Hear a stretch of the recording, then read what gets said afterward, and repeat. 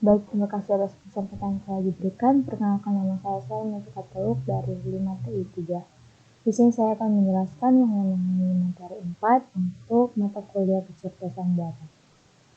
Langsung pada pendahuluan, pemodelan adalah bagian utama dalam sistem pendukung keputusan atau DSS. Model membantu kita untuk menganalisis masalah, memahami situasi, dan memilih alternatif terbaik. Ada berbagai model dalam DSS, misalnya model statistik, finansial, optimasi, simulasi, dan heuristik.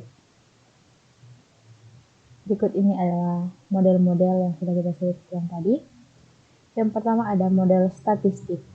Model statistik digunakan untuk mencari hubungan antara variabel, biasanya dalam bentuk analisis regresi. Model ini sudah tersedia sebagai program bawaan dalam software DSS. Selanjutnya ada model finansial. Model finansial digunakan untuk laporan keuangan, baik pemasukan maupun proyeksi di masa depan. Model ini sifatnya semi terstruktur dan biasanya ditulis dalam bahasa khusus DSS, misalnya IFPS atau Interactive Financial Planning System. Selanjutnya ada model optimasi. Model optimasi digunakan untuk mencari solusi terbaik dengan sumber daya terbatas. Biasanya menggunakan pendekatan manajemen science, khususnya linear programming atau NLP. Contoh aplikasinya adalah menentukan alokasi sumber daya atau pemilihan media iklan. Kita masuk pada aspek dalam pemodelan. Dalam pemodelan ada beberapa aspek penting, termasuk yang pertama yaitu identifikasi masalah dan analisis lingkungan. Kita perlu melakukan monitoring, scanning, dan interpretasi informasi. Budaya organisasi juga harus diperhatikan, termasuk siapa yang membuat keputusan dan bagaimana prosesnya. Selanjutnya, identifikasi variabel, baik variabel keputusan, variabel hasil, maupun variabel yang tidak bisa dikontrol. Lalu ada forecasting atau peramalan, yang sangat penting karena DSS biasanya digunakan untuk memprediksi masa depan. Kemudian kita membangun model dan terakhir melakukan manajemen model supaya penggunaannya konsisten. Berikutnya adalah jenis-jenis model. Pertama, ada optimasi. Optimasi masalah dengan sedikit alternatif. Di sini kita mencari solusi terbaik dari pilihan yang terbatas. Biasanya menggunakan tabel keputusan atau pohon keputusan. Kedua, optimasi melalui algoritma.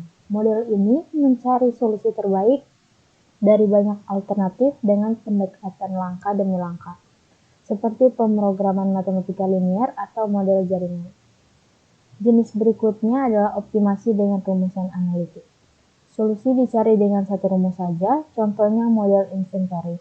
Kemudian ada model simulasi yang mencari solusi lewat eksperimen, biasanya dipakai untuk masalah kompleks.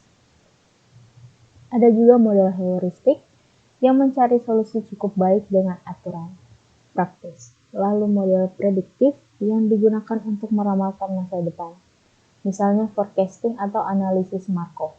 Terakhir ada model lainnya seperti pemodelan keuangan dan waiting lines. Model statis dan dinamis. Model bisa bersifat statis maupun dinamis. Model statis hanya fokus pada satu kejadian dalam satu interval, misalnya laporan pendapatan tahunan. Sedangkan model dinamis mempertimbangkan perubahan dari waktu ke waktu. Contohnya proyeksi laba rugi selama 5 tahun. Selanjutnya kepastian, ketidakpastian, dan risiko. Dalam pengambilan keputusan ada 3 kondisi. Yang pertama kepastian, di mana semua data diketahui. Kedua ketidakpastian, di mana hasil sulit diprediksi. Terakhir risiko, di mana kita memperkirakan hasil dengan probabilitas tertentu. Diagram pengaruh.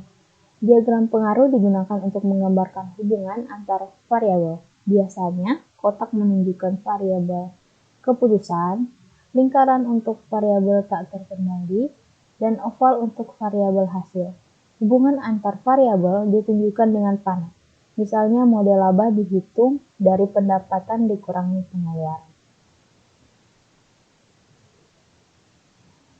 Di sini ada analisis keputusan. Yang pertama ada tabel keputusan. Tabel keputusan adalah cara sistematis untuk menyusun informasi. Misalnya, kita bisa membuat tabel untuk memaksimalkan hasil investasi setelah 1 tahun. Yang kedua ada pohon keputusan. Pohon keputusan adalah alternatif dari tabel keputusan. Kelebihannya, pohon keputusan lebih visual dan bisa menangani masalah yang lebih kompleks dengan bentuk yang ringkas. Selanjutnya, pemrograman matematis.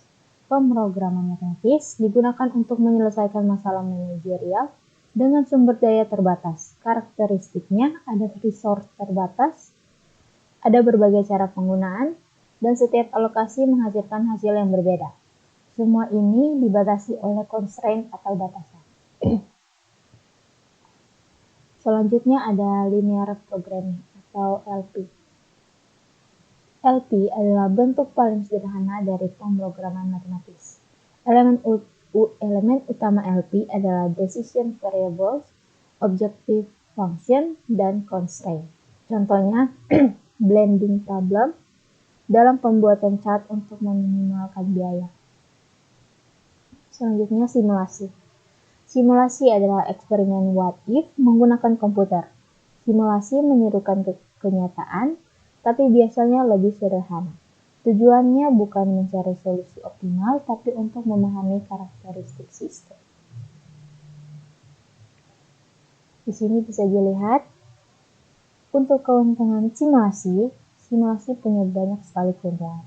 Teorinya mudah, bisa menggabungkan banyak variabel, cocok untuk pertemuan what if, membantu komunikasi antar manajer dan analis, serta bisa diterapkan pada masalah kompleks seperti inventory atau staffing. Yang kedua, ada kerugian simulasi. Itu yang pertama tidak menjamin solusi optimal, pembuatan model memakan waktu dan biaya, solusi hanya berlaku untuk kasus spesifik, dan terakhir kadang membuat manajer melupakan solusi analitis. Selanjutnya ada metodologi simulasi.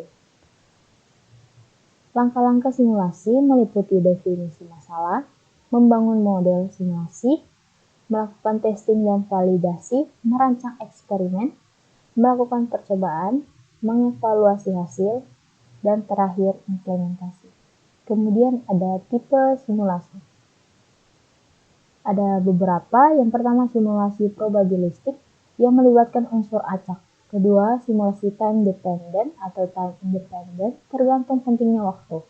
Ketiga, simulasi visual yang menampilkan hasil dalam bentuk grafis komputer. Selanjutnya, percobaan Monte Carlo. Percobaan dalam simulasi probabilistik biasanya menggunakan prosedur Monte Carlo. Caranya, kita menentukan ukuran kinerja, membuat distribusi probabilitas, mengambil bilangan acak, lalu mengulang eksperimen berkali-kali hingga hasil stabil.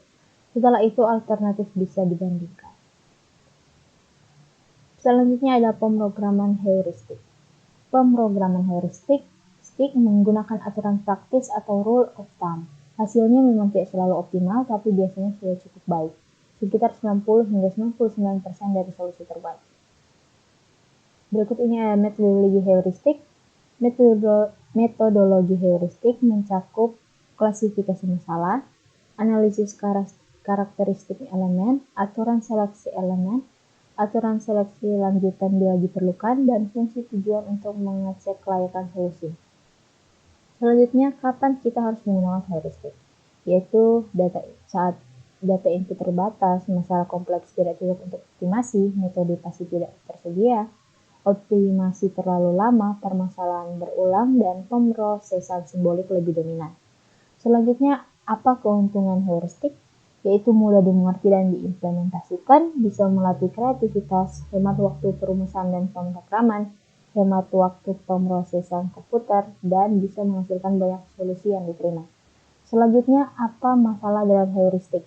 Enumerasi semua kemungkinan jarang tercapai, bisa gagal mengantisipasi konsekuensi jangka panjang, bisa terjebak pada solusi lokal optimal, dan ada ketergantungan antar bagian sistem.